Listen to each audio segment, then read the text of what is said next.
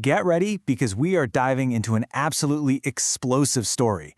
This is where the high-stakes world of luxury real estate collides with some shocking criminal accusations and a massive media lawsuit.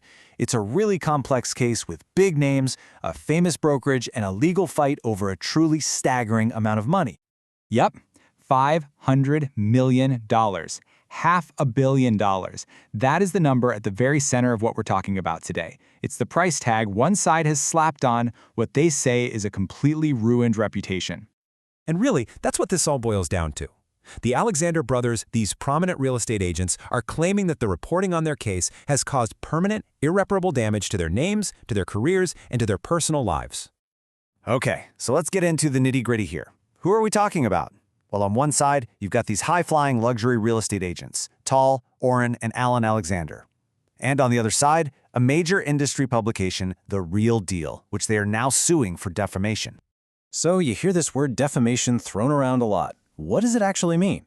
Well, in simple terms, it's when you damage someone's good name by publishing things that are false. In this case, since it's about written articles, the specific legal term is libel. And this idea is the absolute foundation of their entire lawsuit. And when you look at their complaint, they are not messing around. First off, they're asking for at least that $500 million figure.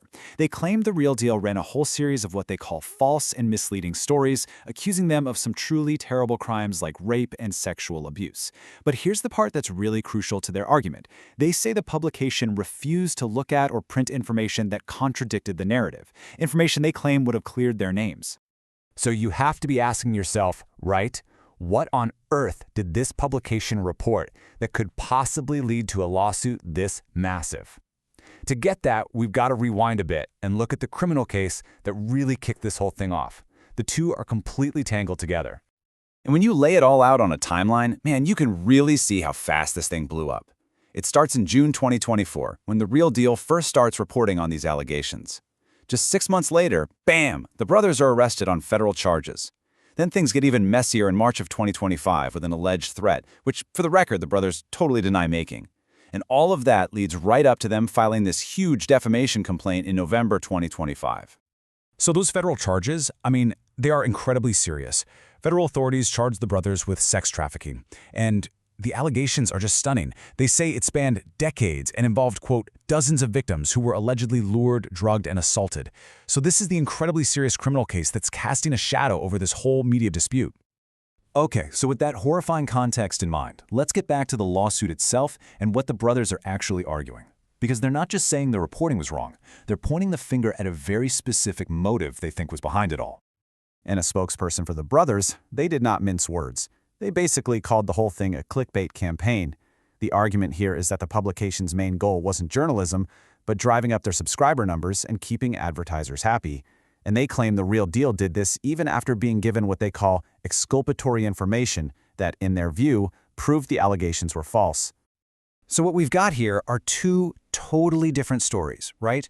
On one side, you have the Alexanders' claim that The Real Deal knowingly pushed a false narrative for clicks and cash, and that they completely ignored evidence that would have ruined that story.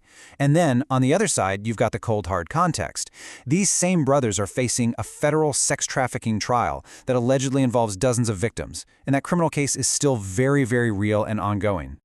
And believe me, the fallout from this didn't just stop with the brothers or the publication. No, this sent shockwaves clear across the luxury real estate world, and it hit one of the industry's biggest giants especially hard. You gotta understand, for more than 10 years, Tal and Orrin Alexander weren't just some random agents at Douglas Elliman. They were absolute rock stars there. And that long-term connection became a huge problem because some of the alleged assaults happened while they were working there, which put one of the biggest names in real estate right in the hot seat. And the consequences? Whoa, it was fast and it was brutal. As all this scrutiny started building on how the company handled the claims, there was this massive leadership shakeup. First, in October 2024, Howard Lorber, the CEO of the parent company, announced he was resigning.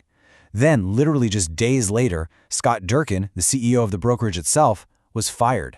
Just a complete and stunning collapse at the very top. Now, after they left Douglas Elliman in 2022, the brothers actually went on to start their own brokerage, called Official. But as you can imagine, after their arrest and with all these legal fights going on, they have since taken a leave of absence from the very company they founded. And that brings us right up to today. And it is so important to remember that this story is nowhere near over.